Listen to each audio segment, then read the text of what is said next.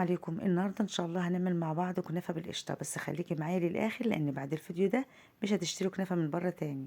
طريقتها سهله جدا ومضمونه وطعمها بجد اجدع من اجدع حلواني، وشكلها ما شاء الله يفتح النفس.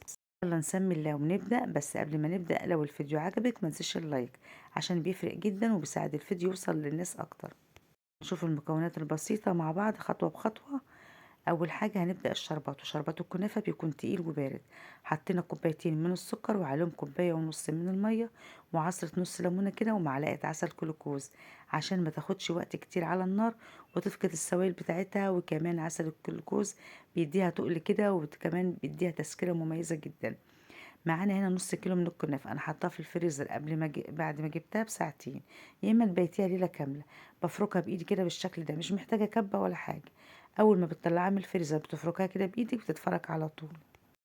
ممكن كمان نستغنى عن الخطوه دي بايدينا، نحطها في الكبه وهنفركها على طول، مش هتاخد معاكي وقت وهتبقى خفيفه بالشكل ده.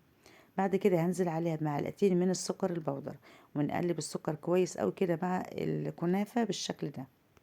كده بكون مسخنة كوباية سمنة سايحة. تمام. بسيح كده كوباية سمنة، النص كيلو كنافة يا بنات بياخد كوباية سمنة بالظبط. نبدأ نحطها على الكنافة كده ونغلفها لحد ما يختلط بالسمنة كلها. نقلب لحد ما كل السمنة دي تختلط بقلب الكنافة، شايفين؟ زي كأنك بتبسي دقيق كده. شبعيه كده بالسمنة كلها. لو وصلت معايا لحد المقطع دلوقتي متشيلك وشير وكومنت حلو منكم كده. بعد ما غلفنا الكنافة بالسمنة، معايا هنا كده صينية، الصينية مقاسها ب30، اللي هي صواني البيتزا اللي هي أكبر صينية. ونبدأ نقسم الكنافة بقى نصين. تمام. يا دلوقتي اتشبعت بالسكر والسمنة. أنا حطيت معلقتين سكر وممكن تستغنى عنهم مفيش مشكلة. معانا هنا صينية مقاس 30، وهنبدأ نقسم الكنافة نصين، نص في قلب الصينية والنص التاني هنخليه على جنب لحين استخدامه. قبل ما نحط الكنافة يا بنات هنحط معلقة سمنة كده في قلب الصينية كده. تمام. قسمنا كده نصين، نفرش اول طبقة بقى في الصينية وندوس عليها بايدينا او بكوباية او بصينية زيها تكون اصغر شوية. تمام. بس قبل ما نحط الصينية ونكبسها كويس هنحط بقى كيس تلاجة، لان طبعا الالمونيا واحتكاك الالمونيا ببعضها بتعمل يعني حاجة ماهيش كويسة. تمام. هنبدأ نضغط بايدينا كده الاول عشان نشوف الحتة العالية والحتة اللي هي ايه خفيفة، تكون كلها قد بعضيها. بعد ما تمام اثبتها كده بايدينا وبيبقى كلها قد بعضيها، ما فيش حته عاليه ولا حته واطيه. هنجيب كيس ثلاجة ونفرده ونبدا نحطه فوق الوش وصينيه كده ونبدا نضغطها عليها. تمام زي ما انتم شايفين كده الصينيه كده، ونبدا نضغطها عليها علشان تبقى كلها قد بعضيها.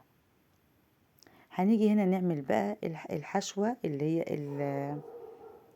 نعمل الحشوه يا بنات. هنعمل كده مسافه من الاطراف. ليه؟ عشان القشطه ما تطلعش بره. تمام. هنبدأ نعمل حرف كده اهو او تجويفة كده بالشكل ده، ونضغط عليها كمان عشان نتأكد ان اللي هي اتكبست، وكمان التجويفة اللي هي الحروف دي تبقى عالية كده شوية عشان القشطة اما تيجي تحطيها ما تطلعش بره. تمام. تعالي بقى نعمل القشطة او القشطة الكدابة. زي ما احنا معانا نص كيلو من اللبن بما يعادل بالظبط 3 كوبايات. هنبدأ لكل كوباية معلقة من النشا ومعلقة من السكر، والسكر ده اختياري. هنبدأ نحط كده 3 معالق نشا و3 معالق من السكر. وسلام بقى لو حطيتي معلقة كريم شانتيه بتخلي القوام جميل جدا والطعم في حتة تانية. نبدأ نحطهم على النار كده على النار وسط لحد ما تعمل فقاعات بالشكل ده.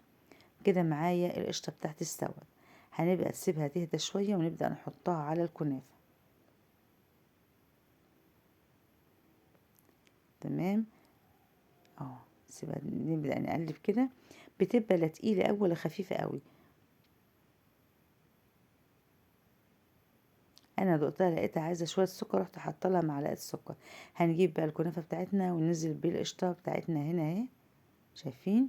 هنسيبها بقى في الوقت ده يا بنات، مش هنحط الطبقه التانية الا ما القشطه دي تبرد تماما. تمام. او تشمع كده بالشكل اللي هتشوفيه دلوقتي. ما شاء الله ما بتاخدش منك وقت خالص. وطبعا رمضان ما بيخلاش من صينيه الكنافه. لازم الكنافه وجلاش قطايف. وهنعمل لكم الكنافه بكل الطرق بتاعتها، اكتبوا لي بس في التعليقات وانا ان شاء الله هلبي طلباتكم ونعمل الكنافة بكل الطرق اللي انتوا عايزينها. تمام كده هنبدأ نضغط كده زي ما انتوا شفتي في الفيديو ان نضغط على القشطة. لا القشطة كده شمعت، هنبدأ نحط النص التاني من الكنافة بالشكل ده ونوزعها كويس اوي زي ما انتوا شفتوا في اول الفيديو ان احنا عملنا الطبقة الاولى من الكنافة عملنا لها حرف كده علشان خاطر القشطة ما تطلعش بره الصينية.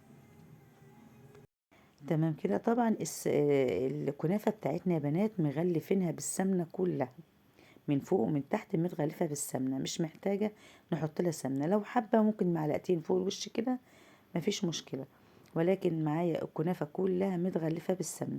بالنسبة للتسوية بقى على درجة حرارة 180 ونسيبها لحد ما تاخد لون ذهبي جميل كده من تحت.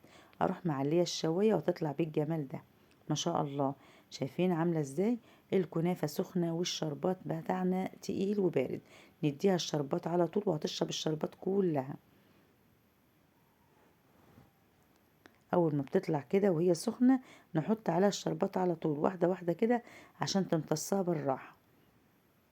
شايفة ما شاء الله اللهم بارك، حمرة كده من فوق ومن تحت، وهتبقى مقرمشة ما شاء الله.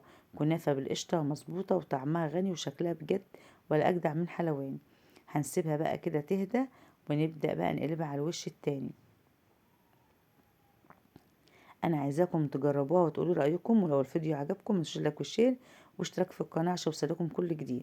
تعالي الاول وتسيبوا لي كمان كومنت تحت وتشوفوا ايه الراي، هشوف رايكم المره الجايه ان شاء الله. تعالي الاول نقطع كده حته مع بعض ونشوف طعمها عامل ازاي او شكلها عامل ازاي. تعالي بقى ناخد قطعه كده ما شاء الله اللهم بارك. القشطه مظبوطه جوه يا بنات والله العظيم حلوه، والسكر بتاعها مظبوط، والكنافه مقرمشه من بره وطريه من جوه، بجد طعمها حكايه ولا اجدع من حلواني زي ما قلت لكم كده. تعال ناخد قطعه كده وكمان شاربه الشربات، ولو انت عايزاها طريه خلي الشربات سخن والكنافه سخنه، ولكن احنا بنبقى عايزين الكنافه من بره مقرمشه وطريه من جوه، فعشان كده بنحط الشربات بارد. تمام، والكنافة بتبقى سخنة. شايفة الجمال ما شاء الله اللهم بارك. اعملوها بالطريقة دي وانا واثقة انها تعجبكم. اشوفكم على خير، سلام عليكم.